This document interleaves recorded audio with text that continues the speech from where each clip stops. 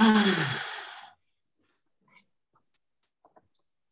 battle lines are drawn, and once again, somebody's saying, wait, be patient. If they knew how long it would be before all people could truly hear freedom ring, I wonder which end of that moral arc would they choose. I wonder if more would have walked in his shoes. This is what revolution looks like. You gotta get in and then stay in this fight. You've got to find a way to get in the way. Speak out every day. Freedom riders, or let it.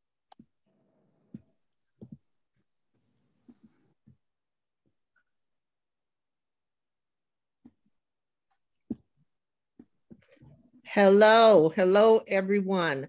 Welcome to our third section of our Good Trouble Voting Rights Institute in the second semester. We are so glad to be joined again by our visionaries, our enlighteners, the co-leaders of Transformative Justice Coalition, the president and founder, Dr. Barbara Arwine, and the chair of the board, Attorney Daryl Jones. We are also joined today with a special guest, a wonderful man of God in the Reverend Stephen A. Green.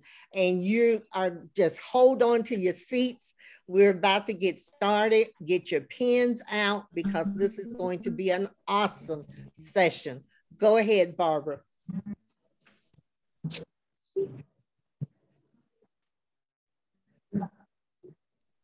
Daryl, she may be stuck. Okay, Barbara, maybe first. Good afternoon, good morning, everyone. What a pleasure that you are hearing me. What's wrong? Am I really not, am I there or not? You're good. Oh, okay. All right. So first of all, thank you so much, everyone, for joining us.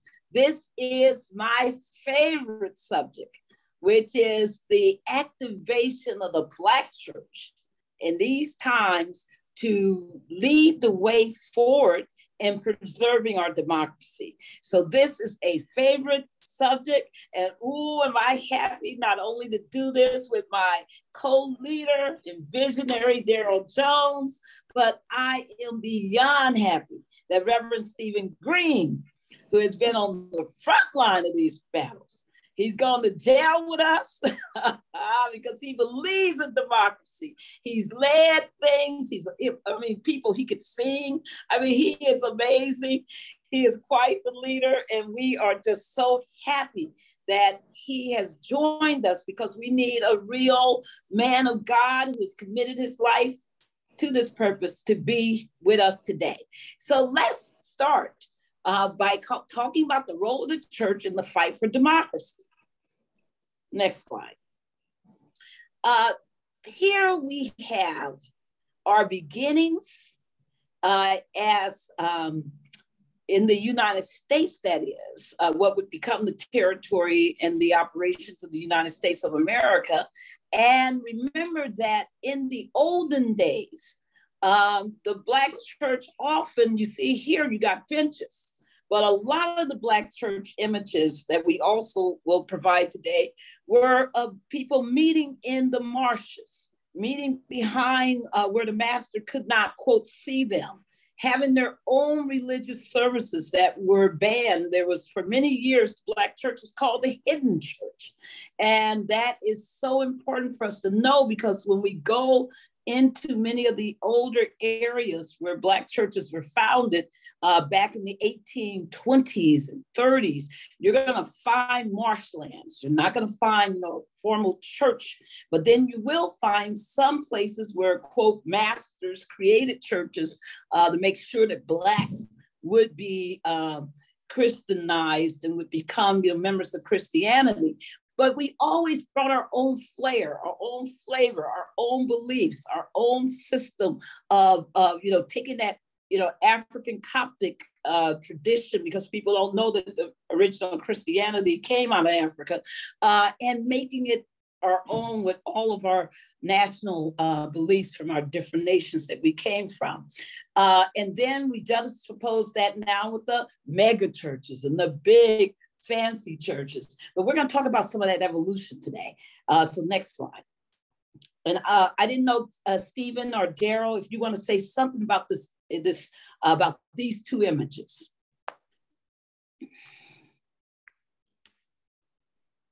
All right. Since the establishment of this country, the issue of religious freedom, the role of the church and religious institutions has been, central to the fight for a democracy. Next slide. And during slavery, sometimes white churches would provide safe places for those on the Underground Railroad. So this was the progressive arm of the church. Sadly, as we all know, there was a very regressive arm of the church.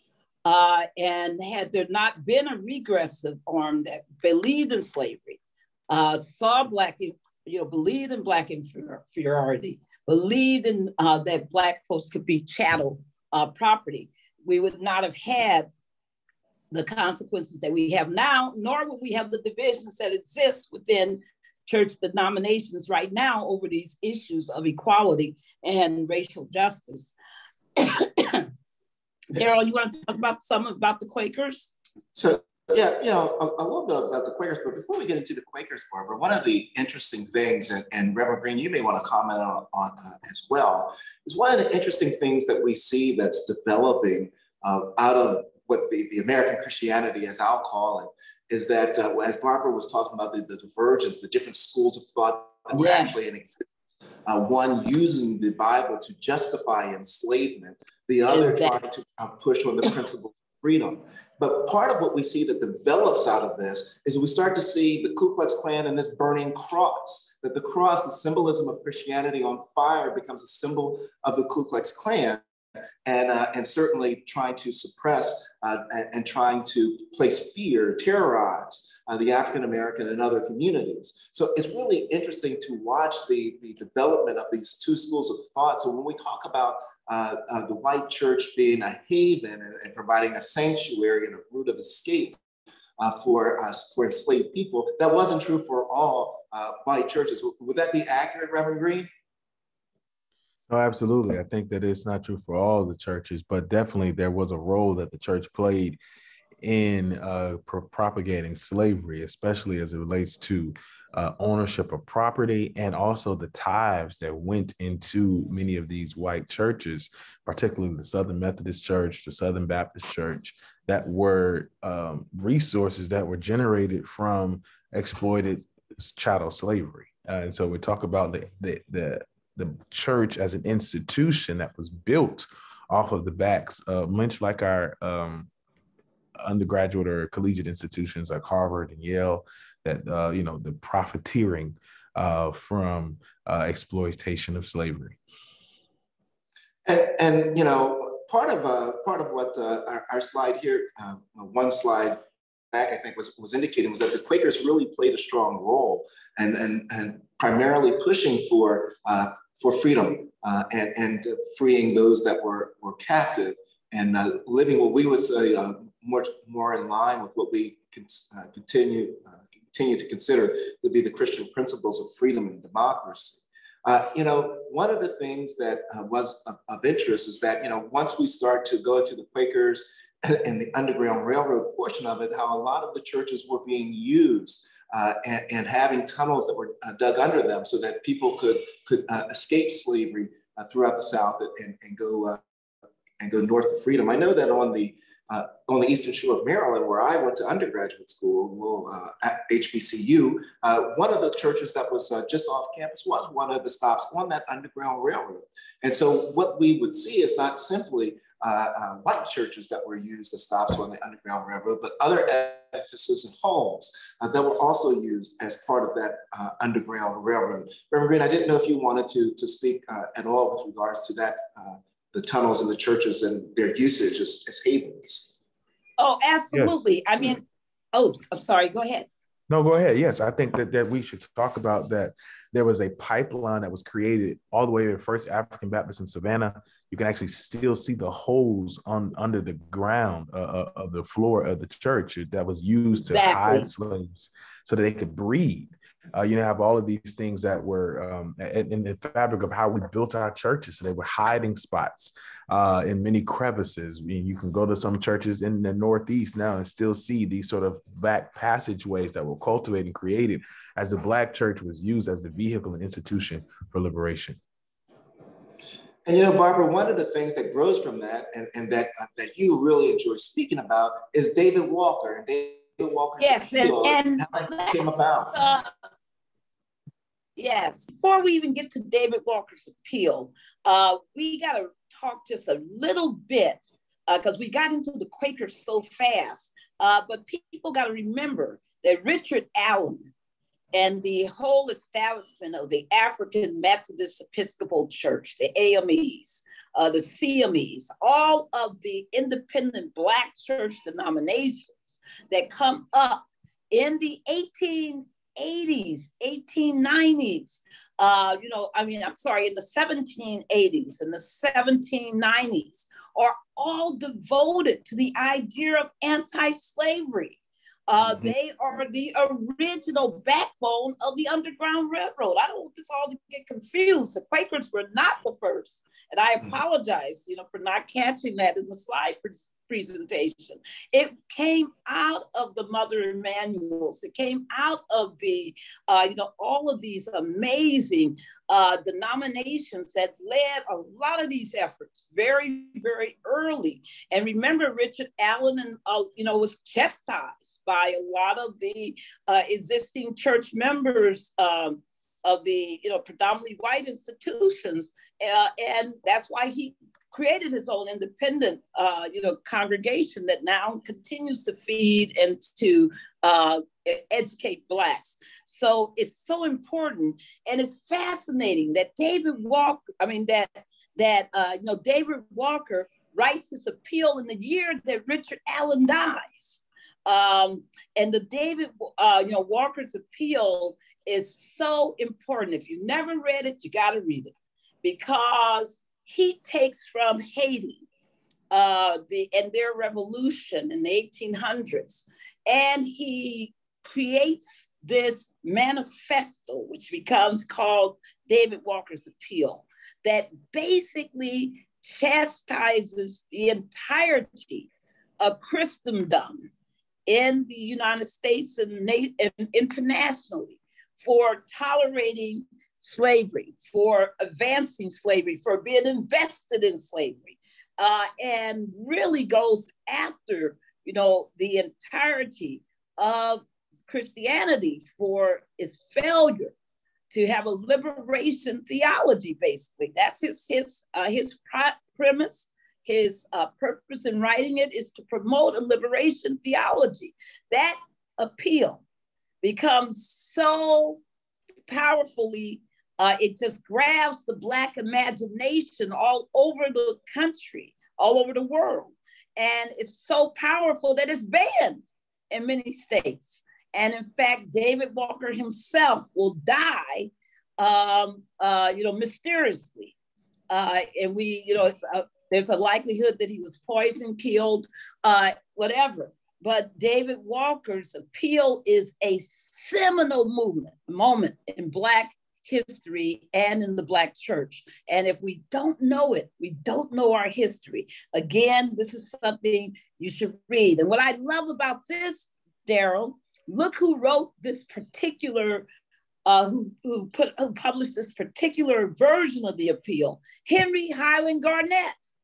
Yet another, amazing African-American, church leader. I didn't know, Stephen or Daryl, if you want to say something. I just want to talk about how this David Walker's appeal is a political treatise as well. It's a theological argument, but it's a political argument around this David Walker's appeal for human rights and for human dignity, that Black people who were enslaved in this country early on had begun to conceptualize political theology, political theory, as it relates to how we identify humanity and how we look at how we should be treated in this American project. And so I think that we talk about David Walker's Appeal, how seminal this was as a transitory form of looking at Black people did not acquiesce to slavery. Whatever, the critical race theory argument, anti-CRT argument tends to suggest that Black folks came here as indentured servants and served in the United States until they were freed by the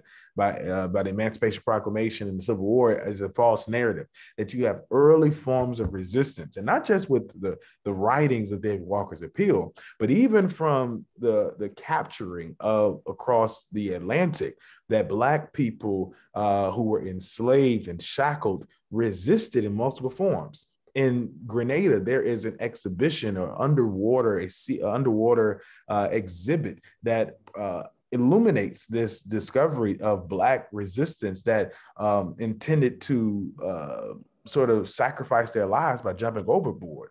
And the bodies that did not make it across the transatlantic slave trade as a form of their theological and political resistance. I want to just suggest that there's an interconnection between theology and political ideology that we see embraced amongst Black Christians in the U.S. And Barbara, one of the interesting things is that we know that from David Walker's Appeal that one of the lines that stands out in my mind that is transitory and just brings it full circle in a lot of the thought processes is that he says that America is more our country than theirs. That we've enriched it, with our blood and our tears. And I think that that writing in 1829, Len, as we go to the next slide, is what then pictures us and sets us up for Nat Turner in 1831, because that's when we begin to see that type of response that really is the genesis out of the religious family coming through, saying we need to stand up. We need to, take back. We need to demand that which is ours and our God-given rights of equality. And Barbara and Steve, I know you all wanted to speak on this. Oh yeah, because most people don't know that one of the allegations against Nat Turner was that he was infused and a student of David Walker's Appeal.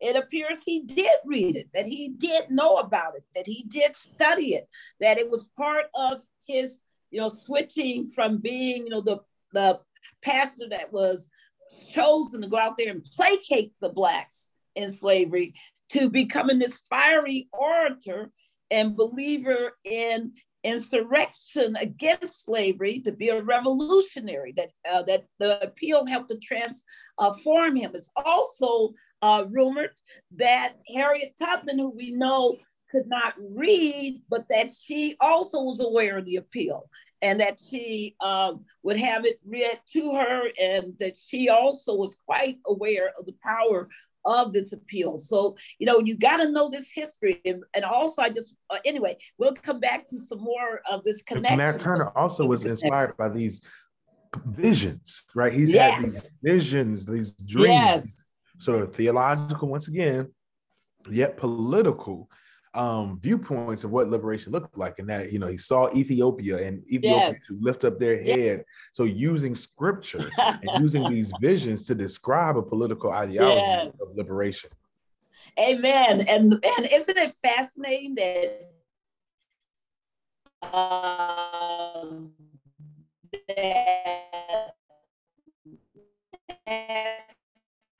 Turner had the visions and visions. So the ancestors were working the fight towards liberation. Next slide.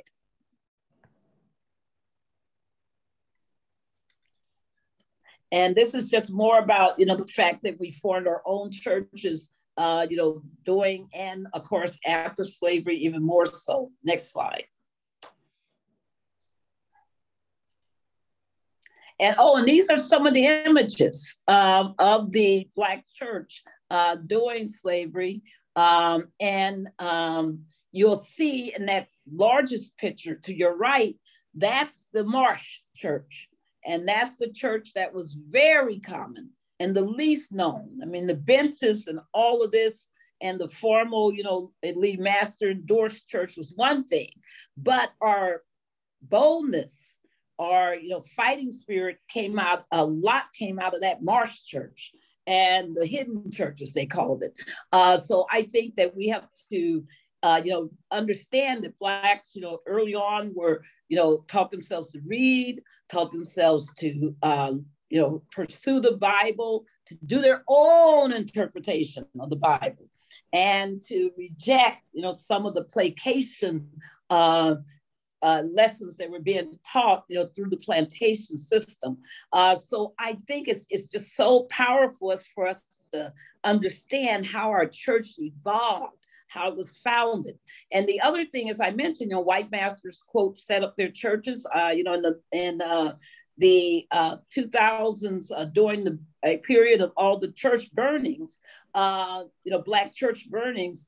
I had to actually represent one of these churches that was founded by a white plantation master on the basis that it always would be held as a church. And when it was burned down, the original white slave owners, their descendants came and said, well, this property is now ours because there's no church here. But the Blacks kept moving. So next slide. And before we move on to the next slide, Barbara, one of the things I'd really like to see drill down on is that, there was this belief that during, or a belief among some, that during that period of enslavement, that many of the Africans that were brought to America were not rebelling, that they were not fighting back. And in essence, the congregation, for them to congregate for the church, to come together, was a form of rebellion, was a form of coming together, was a form of fighting back. And it was from that coming together to the church, beginning to learn to read, because it was illegal for them to teach each other to read. All of this was flowing from the church. This was the very genesis of the beginning of the whole educational process for all the development to occur. So sometimes I think that, we take for granted certain pieces without understanding that it was a rebellious piece in and of itself for the Blacks to congregate and then go through that process of learning to read and everything else that then flowed from that. And now I'll yield to you on the next slide. Yeah, but even before we get to that, you just triggered that, people get our history wrong. Most people have never, ever in their life heard of the Stonewall Rebellion. Most people don't know about Newtown. Most people don't know about the 1,000+ documented African-American, quote, slave rebellions that happened in the United States, 1,000 folks. And the Stonewall Rebellion, if you got to study it, it's spelled S-T-O-N-O, to understand how, why there was, how Georgia, you don't understand how South Carolina and Georgia and Florida, all their boundaries were established, and the effect of the Stonewall Rebellion when thousands of Blacks rose up and said, we're out of here. And led one of the biggest rebellions ever in the country. We know about Nat Turner's, but nobody knows about Stonewall, which was twice as large, and even bigger than that was Louisiana. Right. It was also a huge one. So there's a lot of our Vesey's rebellion out of Mother Emanuel, right? Tell me about it. Foil plot. But Denmark Vesey, that's the reason why Mother Emanuel was targeted by Dylann Roof and by white supremacists, because of that early legacy of revolution and rebellion that comes through the Black tradition and the Black religious tradition. In fact, the day of the slaying of the 9 people in Mother Emanuel actually was on the anniversary of Denmark Vesey's revolution. That child knew what he was doing. That was a very purposeful action. Very targeted. Very much so. And so, so there's so much history that people got to know. But one thing I want to really point out is that Black women during this period were also not silent. They may not have been the preachers, but during the 1800s, especially in the 1860s, the African American women's auxiliaries really just grew like crazy. And they were a major center of Black political liberationary thought. And the whole Black women's club movement came out of these auxiliaries of the AMEs, the auxiliaries of these various Black church denominations, and created what becomes the Black women's club movement with the anthem of lifting as we climb. And NCNW is a beneficiary of that movement. But next slide. And one thing that everybody forgets is that Black churches were central to the creation of educational institutions to educate, quote, freedmen. Remember, at the time of the end of slavery, there's over 4.1 million African Americans in the United States who are now, quote, freedmen. Most have been denied, the overwhelming majority have been denied the opportunity to be educated. It's been restricted. It's been a criminal act to teach Blacks to read, to do math, etc. And these churches form most of what we know as our Black educational institutions. And I'm talking about not only primary school, not only what we would call junior high and high schools now, but also the big wave of HBCUs. And so many of them are church affiliated.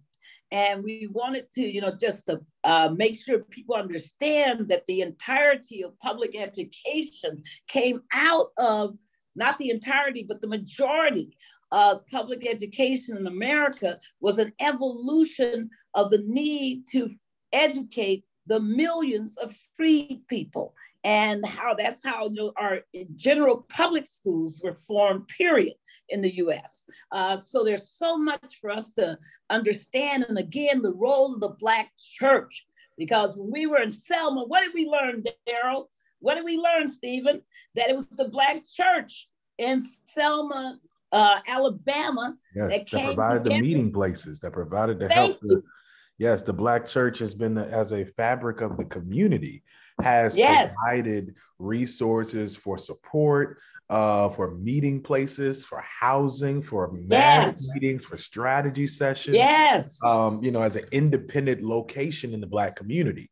And so you also see this, I would say that there is an opportunity that the Black church, as a form of resistance to segregation, affirmed humanity in such a way that when you were called boy and or in the streets by a white counterpart, you were affirmed in your church as brother, deacon, leader, missionary, stewardess. So it gave a sense of racial pride, of uplift, of dignity, of human dignity that allowed Black folks to be able to see that beyond the walls of the Black church, that they too could bring that experience outside the walls and be treated with humanity and with human dignity. And that's what allowed them to use their communities, their meeting halls, their spaces, their churches as an epicenter, as you see here on this slide.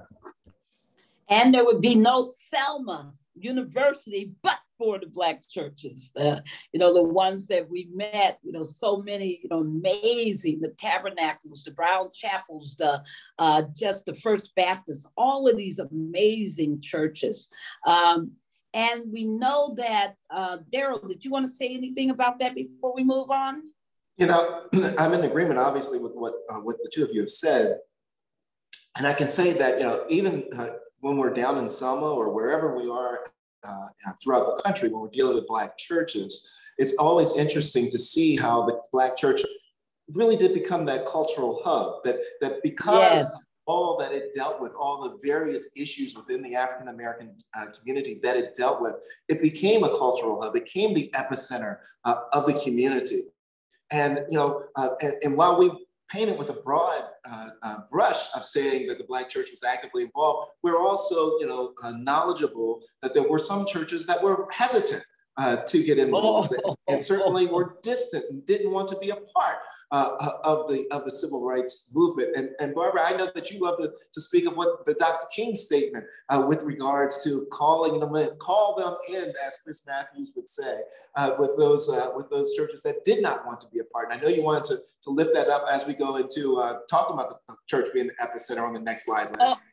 Oh, and next slide, because people need to understand, the importance of the Montgomery bus boycott, how the churches, how in the world did you have a boycott that goes on longer than a year when Black people are making their money working, outside of their own communities for white folks, and how did they get to these places of employment without a bus system that had been their primary way of doing it? Well, it was the churches that organized. That's how Dr. King gets his real start and his real, I would say, spotlight of his leadership. But it's the Rosa Parks, it's the sisters that we don't even know of, the Claudette Colvin sisters, who are leading this amazing movement, and it's the African American men of the NAACP, and so many people who make this possible. But it's the Black church again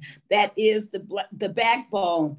And remember, folks, the most famous writing in this country is the letter from the Birmingham jail, which is a response to Black clergy and white clergy, basically criticizing criticizing King for leading these marches and saying that this is not the proper role of the church. So this contention has been part of our battle. The civil rights era is so known for this. Stephen, did you want to add to that? Yeah, I think that it's important to note, as you see here on this slide as well, that the Black churches were not only, and you mentioned this earlier, used as the central points of meetings, but were also victims of abuse, yes. Victims of, yes. Of bombings, victims of hate Next crimes. slide. The churches Yes. as an institution, right, were actually victimized, burned down to the ground. And even up until recently in South Carolina, there was a rage of church bombings in the late 1990s that President Clinton had to come to South Carolina to truly bring light to this as a sitting president of the United States. So, these are that is also a legacy of the challenge of the Black church to the American empire, to the fabric of this nation, is that they, as an institution that is convened around Black joy, around Black liberation, is a threat to the powers that be, that they use that as a form of victimization and brutality.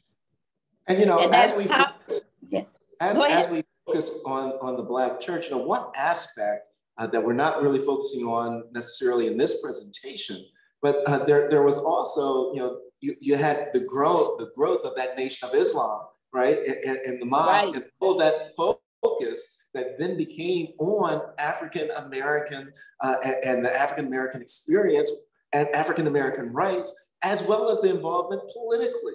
And that was all an outgrowth, again, of that serving as the epicenter of that creation, and being certain that no one was being left out, that they were going to be demanding to be heard, demanding to have Black business, demanding that they support one another and that they move in lockstep with one another. And at that point, it didn't matter if you were Christian or Muslim. They wanted to support one another economically in building the African-American experience in the United States. And thank you, Daryl, because most people don't know that when Africans were captured and enslaved and brought to the United States, a good percentage of them were already Muslim.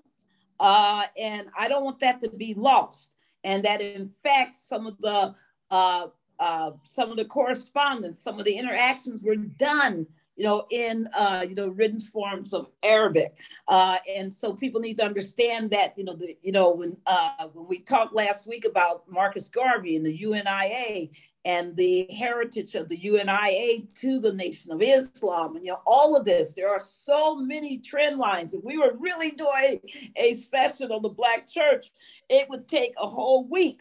for us to go through our Black religious formation, it would take a whole week, because we know that, the people, were, that a whole substantial portion, I think it's estimated to be somewhere around 20%.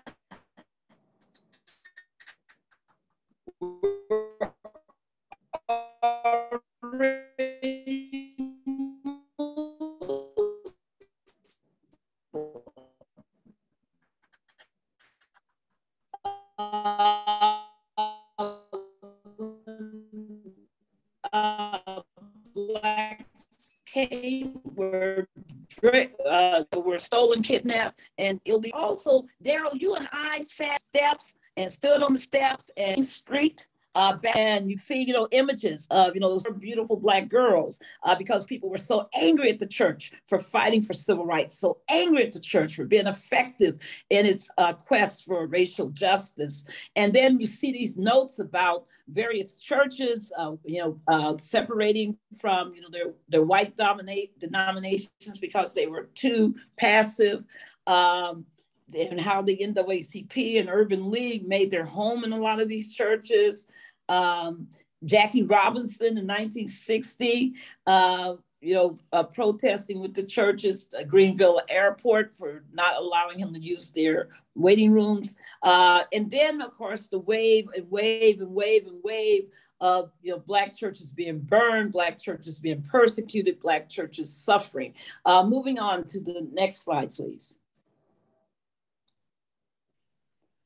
And then just here's just a particular slide about Fred Shuttleworth, who was one of the real important leaders in the civil rights movement.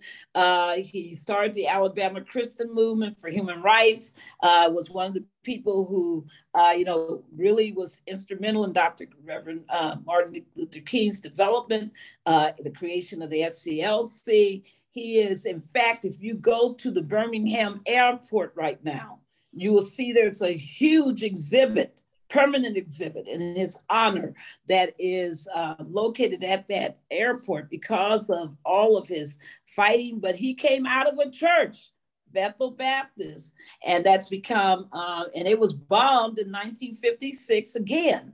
There were consequences for this leadership, but that didn't stop the churches from leading. Daryl, Stephen? And you're absolutely right.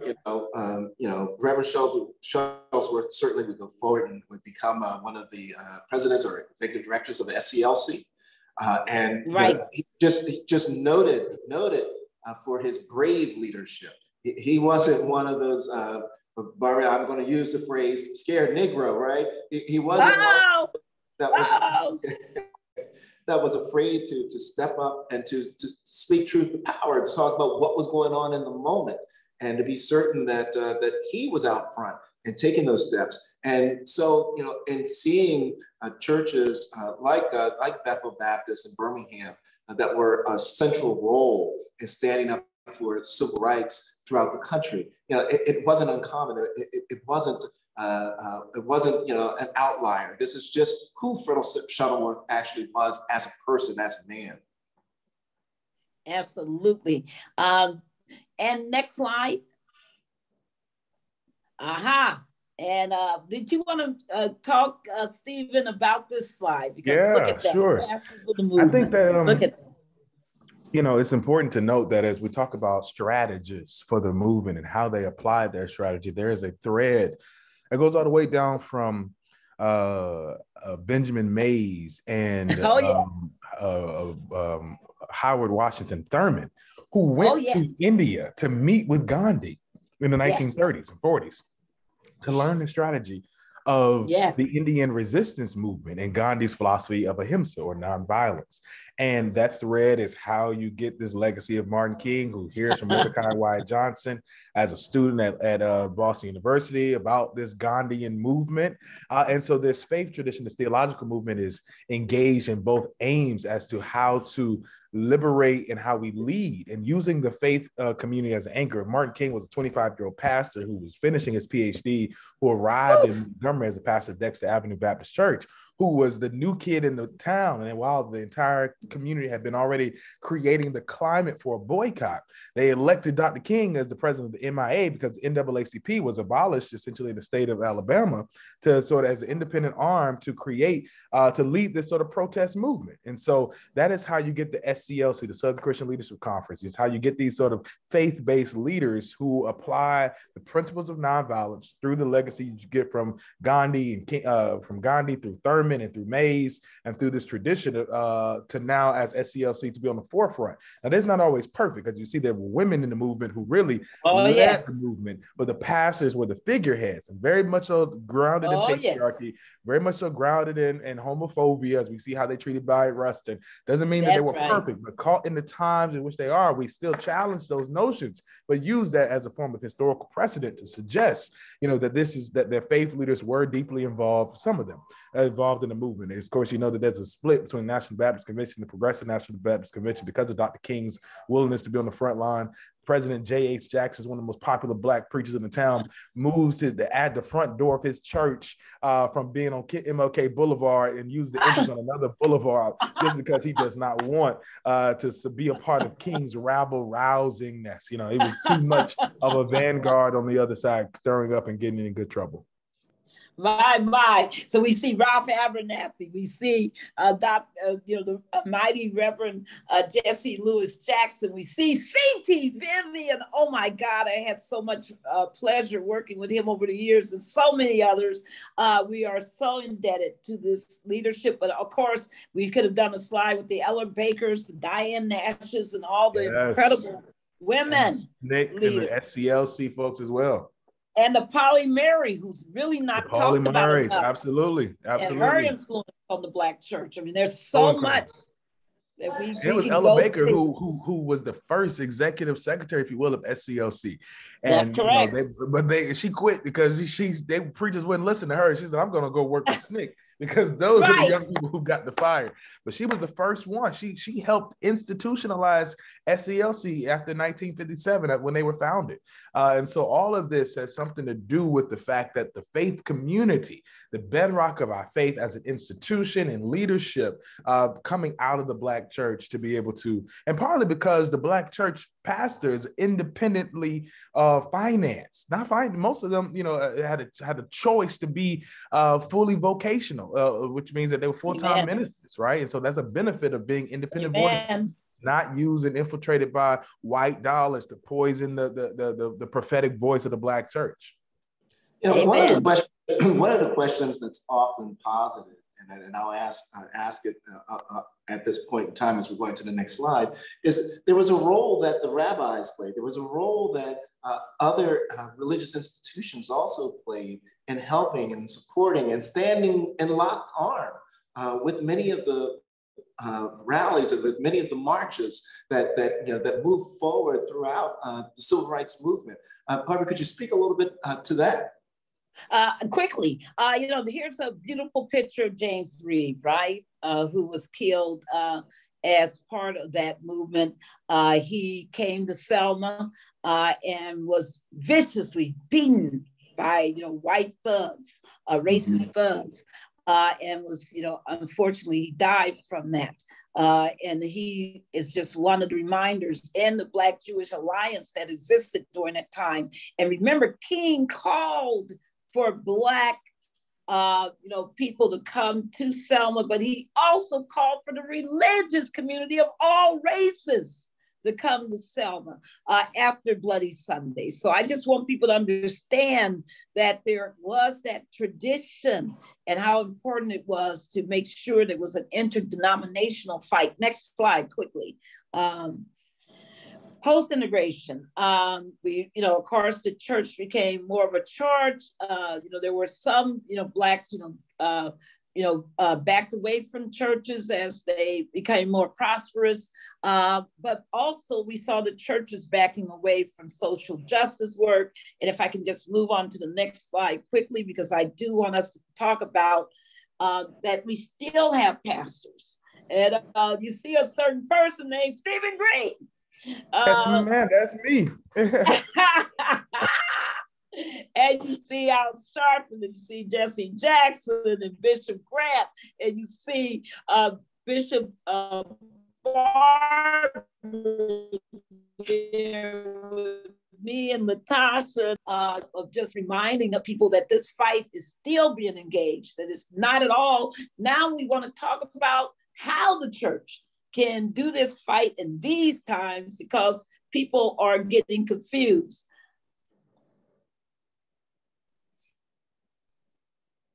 Daryl, Stephen, anybody want to? Yes, one second. The Black church still is on the forefront of organizing and training our communities around social justice and nonviolence, like what it means to have a social justice ministry, right? And not just a social justice Sunday, right? Because social justice is embedded throughout the Black church, embedded throughout the theology of the revolutionary ethic of Jesus Christ. And so we use our churches as a forum to train our young people, to train communities, as well as resource banks. You know, when for young activists and organizers who need meeting space, our churches are still available. Still open, ways to engage our churches, of course, through voter registration. We're calling for Resurrect the Vote, and on Easter Sunday morning, getting as many churches to encourage their parishioners to register to vote. Are you registered where you live? Are you current? Because we recognize that the threats of voter suppression can only be countered with massive voter education. It can only be countered with that massive voter mobilization, most massive voter registration. So we have to counter, we have to fight now in ways that we have not had to fight in recent times to be able to continue to do more, especially now in the middle of a pandemic, right? Where they're countering the mail-in ballots, or they're countering the absentee ballots, or they're countering the opportunities to ensure protection at the polls. So we have to do a lot now as our churches. It still is a, you know, the mass amount of people you see in the Black community outside of a concert, it's going to be at church, right? And so where you can have a conscious argument and a conscious conversation around the issues that are important to Black and brown people.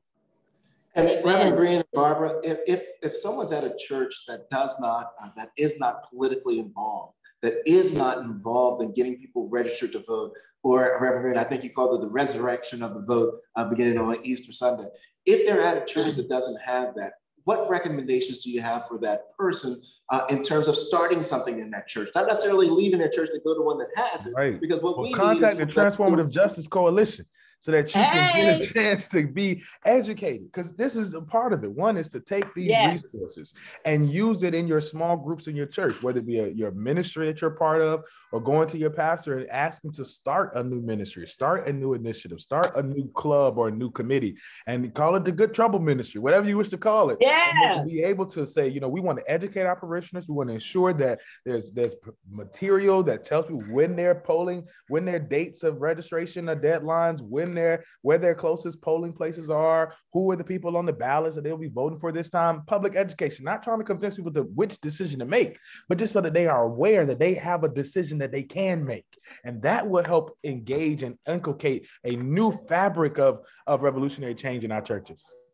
Yes, and I believe, I was blessed to, talk to my, church, and I was blessed to talk to Shiloh Baptist and many other churches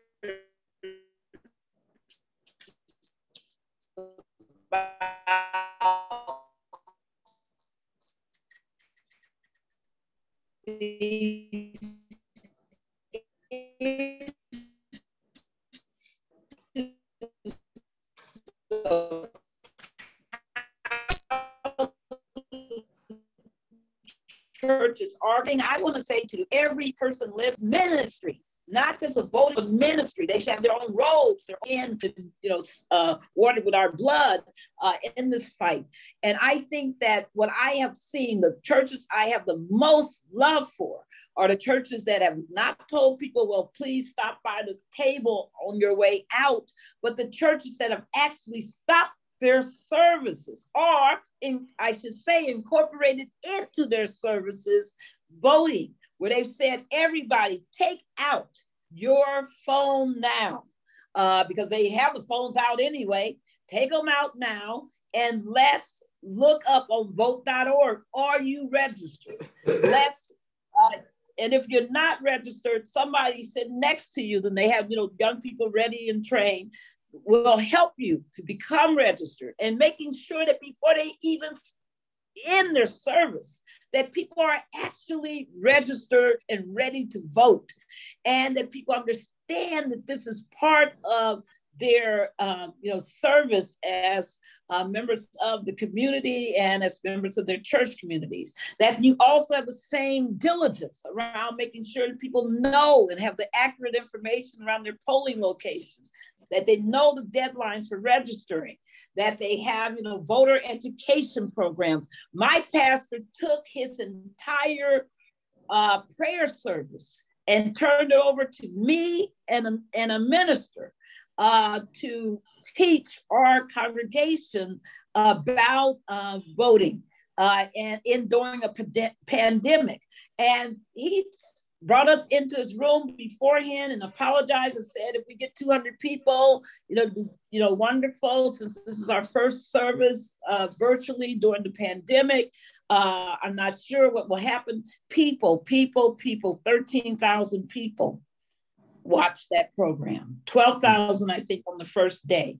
And it just shows you that there's a desire out there in the community, but we're not doing what Jesus told Peter. He said, feed my sheep. And we should be feeding people with the power of the vote, feeding people through this church, making sure that there's, that we work on helping people with their identifications, with their mail-in ballots. And I'm going to let Daryl talk about votercades and rise to the polls. Yeah, I mean, certainly. Let me just say thank you. Yes. I got to get out of here, but I want to thank you again for both of you all for your continued work in helping us to be on the forefront of voter engagement. And it's always a blessing to be able to bond with each and every one of you all. Thank you so much. Well, thank you, Sergeant. Well, you've been wonderful. Thank you for jumping in and being with us. God bless you. Keep on doing your great work. Thank you. Daryl, votercade. We certainly encourage everyone to get involved with votercades that are being organized throughout the country as we speak. There's no special talent that's needed. The only thing that's needed is your commitment and your willingness to get out there and encourage people to vote, because this is what it's about.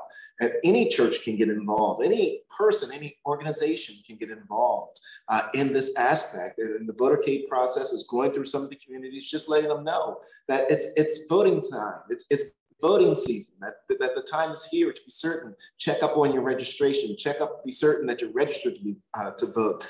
Know the rules of what's required for you to receive an absentee ballot if you want to vote by mail, and what's needed to be able to vote by mail. We encourage people to, at this point, particularly, start thinking about if your skill set is geared towards social media.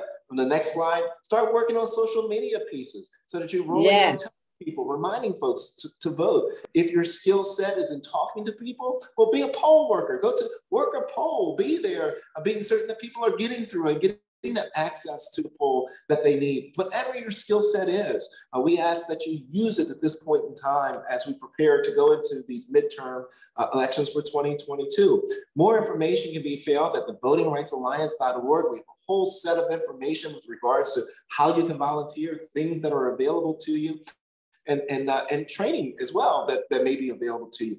All that is there. We have a special piece that we're rolling out now, Barbara, where we're asking everyone to start thinking about, particularly the religious community and non-religious community, to start thinking about the restoration of the rights activity, those that are returning citizens that have been incarcerated. There are over 13 million eligible returning citizens that are out there that don't know that they can vote, don't know what to do to be able to vote. It changes state by state. So we ask that you go to the voter to our website, votingrightsalliance.org. There's information that's there with regards to returning citizens. We have a whole national program, Barbara, that we're rolling out. I know you wanted to touch on that before we close. Yes, and I wanted to, just really point out to people, there's so much the churches can do. Phone banking, every church should be able to phone bank to their members to say, every Wednesday people meet us, or every Wednesday, wherever you're located, we're going to give you a list of members to call to make sure that they are registered, to make sure that they have voting rights information. Those are the things that are so important. And here is one area where there is so much confusion, because you got all the 50 states, you got all the different requirements regarding restoring rights to vote to those who are formerly incarcerated or those who have a felony record in their background.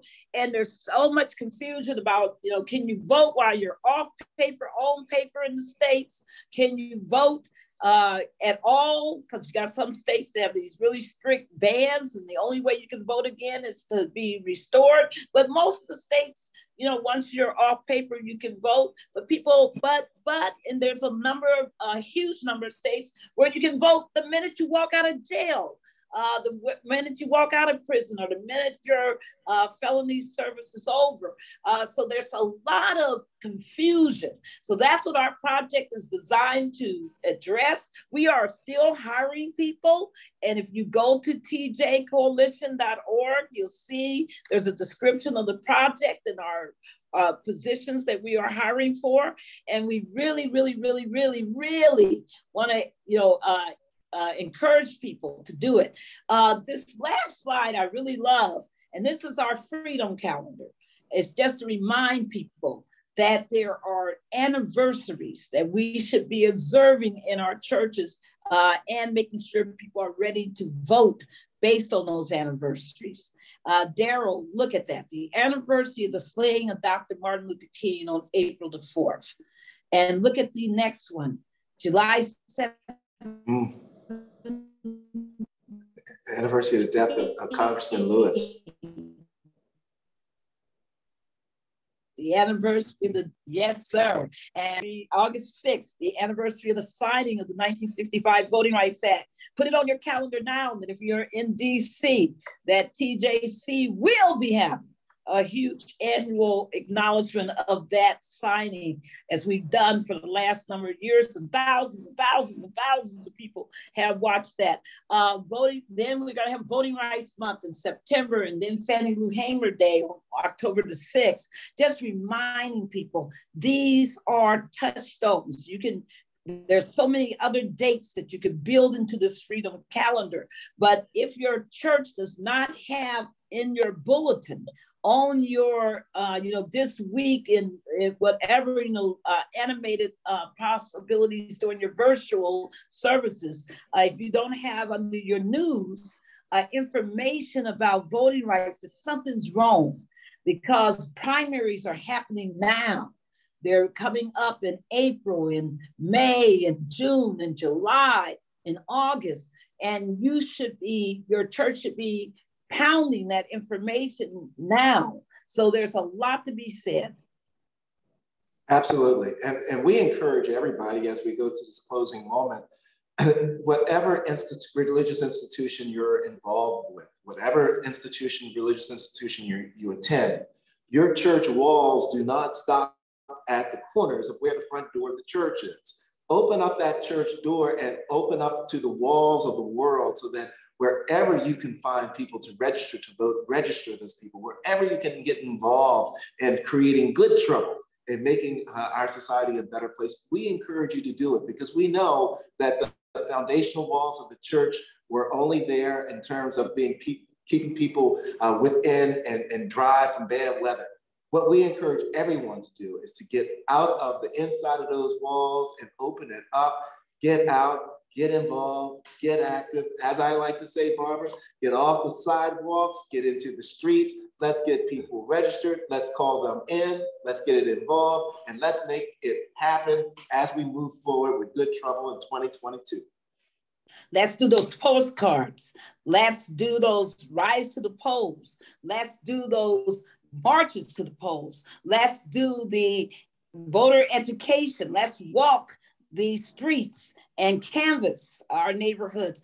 Let's do the phone banking, but also let's do the postcard writing. There is so much. There's nothing that anybody can tell you that a church can't do to help in this moment. And we're just talking about making sure that voters are supported. That's our obligation. Feed those sheep. And one last thing, Lynn, before I give it to you, because of where we are right now today in this moment, please call 202-224-3121. Tell them to confirm Ketanji Brown Jackson to the Supreme Court of the United States. And I'll stop there. Daryl. Oh, you don't want to get us started talking about those. And Daryl, fools. Daryl, I just want you to know that that is exactly where I was going in closing. That is the call to action to all of you who watch this, be it live or on a replay, is this week, get yourself and get your church involved. You can call, the number again is area code 202-224-3121 and ask, they'll ask you where you live, they'll connect you with your senator's office and tell both of your senators, because each state has two, tell both of your senators to vote to confirm. I don't care what party they are, you can still voice your opinion and tell them what you would like them to do. You don't want to do that? It's not too late to submit op-eds to your local paper. Remember, the committee's not voting till, amazingly, on April 4th, the anniversary of the slaying of Martin Luther King. So contact them, do an op-ed, get your church members involved. Thank you, Barbara. Thank you, Daryl, for a wonderful session again. And thank you to Reverend Green in his absence. And we will get more information on Resurrect the Vote Sunday and make sure that that's passed out to everyone. Thank you for being with us. And also, Lynn, I want everyone to know that we're beginning to gear up, right? This is the election season. We're going to start having our monthly organizing calls. And as we get closer, we'll start going into our weekly organizing calls. So stay close to our work, because the TJC is not about just preaching at folks. We're about doing the work. And you can bet that you can be with us, join with us, be part of this, make this part of your spiritual commitment. This is the dedication to our voting rights. Thank you. Thank you all. See you next session. Okay, bye-bye. Thank you so much, Lynn.